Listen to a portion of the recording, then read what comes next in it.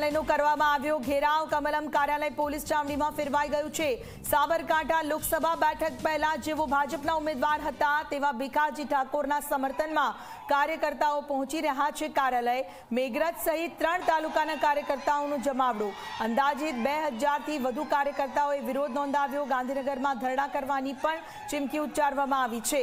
મહત્વનું છે કે સાબરકાંઠા બેઠક પર ભાજપે પહેલા ભીખાજી ઠાકોરની જાહેરાત કરી, જો કે બાદમાં ભીખાજી ઠાકોરે સોશિયલ મીડિયામાં ચૂંટણી લડવા અંગે અનિચ્છા દર્શાવી અને ત્યારબાદ ભાજપે શોભનાબેન બારૈયાના નામની જાહેરાત કરી। ત્યાર પછી ભીખાજી ઠાકોરના સમર્થકોમાં રોષ ફાટી નીકળ્યો છે। સમર્થકો કામ ધંધા બંધ રાખી વિરોધ કરી રહ્યા છે।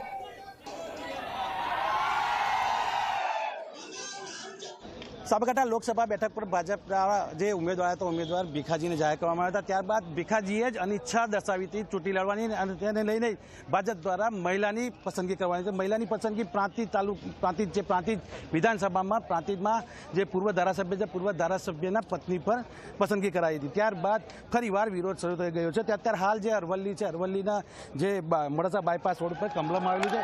કમલમમાં જે આજે ભીખાજી છે ભીખાજીનો જે વતન છે વતનનો જે તાલુકો છે મેઘરજ તાલુકામાં જ અત્યારે હાલ સજ્જડ બંધ રાખવામાં આવ્યું। ત્યારે બીજી તરફ આ જે કમલમ છે કમલમમાં એ લોકો ચાલતા આવી પછી અત્યારે હાલ જોઈ રહ્યા છો જે ટોળા છે જે દેખાઈ રહ્યા છે ટોળા અત્યારે હાલ કમલમમાં ગાડી છે। કમલમના જે દ્વાર છે જે દ્વાર ઉપર અત્યારે હાલ જે સમર્થકો છે સમર્થકો પણ ત્યાં આગળ ટોળા લગાવી બેસી ગયા છે। એમાં મહિલાઓ પણ છે અને શ્રી રામ જય રામના નારા લગાવી રહ્યા હતા। આ તો બીજી તરફ કોઈ અનિચ્છનીય બનાવ ન બને તેને લઈને ચુસ્ત પોલીસ બંદોબસ્ત પણ ગોઠવવામાં આવ્યો છે। અત્યારે હાલ જે સમર્થકો છે જે સમર્થકો જે આવ્યા હતા ત્યાં અત્યારે હાલ કમલમમાં ગાડી બેસીને ધૂન બનાવવાનું ચાલુ રાખ્યું છે અને એક જ માગ છે તેમની કે જે ભીખાજીને ફરીથી ટિકિટ આપવામાં આવે તો અમે ભારે જનમતથી જીતાડીશું તેવી માંગ સાથે અત્યારે હાલ આ વિરોધ પ્રદર્શન કરી રહ્યા છે।